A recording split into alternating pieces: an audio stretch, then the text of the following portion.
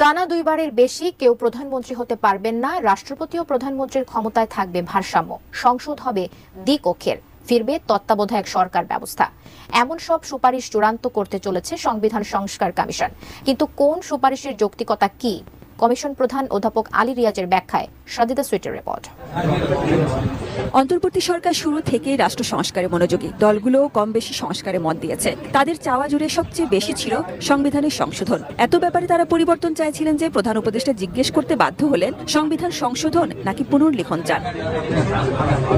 এরপর সংবিধান সংস্কার কমিশনের কাছে রাজনৈতিক দলগুলো বিভিন্ন প্রস্তাব জমা দেয়। সমাজের নানা শ্রেণী পেশার লক্ষাধিক মানুষের মতামত নেয় কমিশন। সেই ভিত্তিতে তারা গুছিয়ে এনেছেন সুপারিশনামা। এতে আছে টানা দুইবারে বেশি কেউ প্রধানমন্ত্রী হতে পারবেন না, প্রধানমন্ত্রী ও দলীয় প্রধান এক ব্যক্তি হবেন না, সংসদ হবে দুই কক্ষের, পরিবর্তন আসবে সংবিধানের ৭০ নম্বর অনুচ্ছেদে, ফিরবে তত্ত্বাবধায়ক সরকার ব্যবস্থা, সংসদে ডেপুটি স্পিকার বিরোধী দল থেকে আসবেন এবং স্পিকারের একক ক্ষমতা থাকবে না। আমাদের রেকমেন্ডেশনগুলোর প্রথম জিনিস হচ্ছে যেন ক্ষমতা এক ব্যক্তির হাতে না যায়।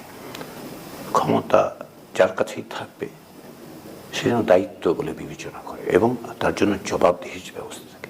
বিশ্বের বিভিন্ন দেশে দ্বিকক্ষের সংসদ আছে। বাংলাদেশে এটি কতটা কার্যকর হবে? বিশ্বের বিভিন্ন জায়গায় এটার আপসাইড আছে, ডাউনসাইড আছে। শিয়া বাটার ও ভিটামিন ই সমৃদ্ধ lily glam beauty soap. Lily, always beautiful. আমরা ১২১টি সংবিধান বাংলাদেশ সহ আমাদের গবেষকরা দেখেছেন, আমরা বিবেচনা করেছি।